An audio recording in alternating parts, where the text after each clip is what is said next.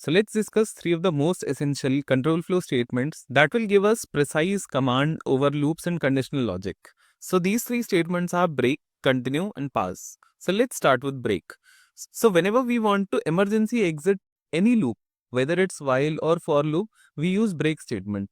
So how this thing works is, let's say we are having a list of numbers and we have a target. Let's say in this list of numbers 1, 5, 8, 12, 15, 20, we have a target as 12 and we want to find this number, that whether this number is present in this list or not. So we'll iterate over the list, and whenever we find this match, we'll directly terminate this loop, because there's no point searching for this number if we have found the number early on, right? Let's say we are having 10,000 elements in a list and we found the element on index 10. Why would we traverse till 10,000, right? It doesn't make any sense. So let's learn this with an example. So here I have initialized numbers with different digits and the target is 12. And I have written a for loop for num in numbers. So it will iterate over numbers and I am checking if num is equal to target. So we are directly checking when once we get the number. So let's see this in action. Okay, so I'll run this program in debug mode, and first the number is 1 because our control is on index 0. So we are checking is 1 is equal to 12, which is false, right? So we'll just print checking num, as we can see inside the console, and we'll keep on iterating. 5, okay, not found. 8, not found. And when we see that num is equal to target, which is 12 is equal to 12. So we'll enter this thing, okay? And now as you can see break, once we reach break, so we'll automatically break out of this for loop. We'll not move, we'll not traverse till the end. We'll just break this loop and come out of it. So here we are printing search complete. So this is how basically the break works. Okay, so let's see a real world example. Let's say we have a program of password validation where we are having 3 attempts, and if somebody enters 3 wrong attempts, his account will get logged. But what if he entered the correct password in first or second attempt? He should get the access, right? We shouldn't check till the third attempt. If he has entered right password in first attempt, that's it. So let's check this. Okay, I'll just copy this thing. So once I move over it, it'll ask me to enter a password. And what if I write Python? Okay.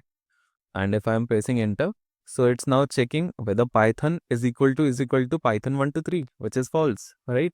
So it will say incorrect password. And we'll move on to attempt 2. And in attempt 2, let's say I write the correct password, Python 123. So this should actually match the correct password. If I am matching the correct password, as you can see, we are having a break statement over here. So we'll not take attempt 3 to get out of this loop. We'll just stop here. So let's see this in action and click enter. So password is equal to correct password. Yes, let's enter this thing. And once I reach break, it will not execute the other iterations. It will just break out of the loop. So X is granted and our process finished with exit code 0. That's it. Easy. So now let's check the continue statement. So continue is used to signify skip and move on. Let's say for the practical example, we just want to print the odd numbers, right? Whenever you are encountering an even number, we just want to continue. We don't want to break out of the loop. We just want to continue and just print the odd numbers. So how this thing is being done here? Let's say for I in range 1 and 11. So between the range of 1 and 10 and minus 1, right? So I am checking if I percent 2 is equal to 0. So I percent 2 means, so percent is called as modulus operator.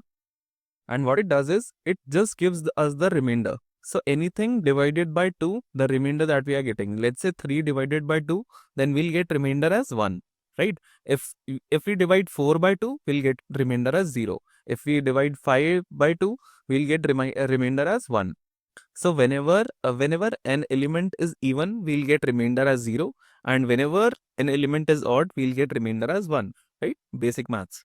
So here we are checking whenever we are getting even number. So we are writing continue. So continue, it just signifies that whenever we reach an even number, let me show you in debugger mode. So it will reach continue. It will not print the odd number and it will not reach the statement 12, right? Once I click next, and whenever the number is odd, it will print the odd number. Understood? So continue is allowing us to skip a loop directly. And now let's understand the pass statement. So pass statement is just used as a placeholder. Say you have a function already defined and we don't want to write our code as of now. We are passing it for a later stage and we don't want that our program should crash. Let's say in this function, if we don't write anything, then there will be error, right? Because we have declared a function but we haven't written anything. So if we just want our program to pass, we'll write this keyword, this special keyword as pass. So the pass statement is like Python way of saying nothing to see here, just move along, right? You don't have to do anything here, just pass over these statements. That's it. So let's summarize all these statements. So we use break when we have found what we are looking for, and we have condition that makes continuing pointless, and we want to exit early, right? Just to improve the efficiency. Only then we use break. We use continue when we want to skip certain iterations, and we only want to process a few specific items, and we are filtering the data within the loops. And when do we use pass? We use pass when we are just writing a code skeleton. We haven't yet think of the functionality and we want a placeholder for future implementations. Only then we use pass. Okay, so that's it with the control statements. See you in the next video.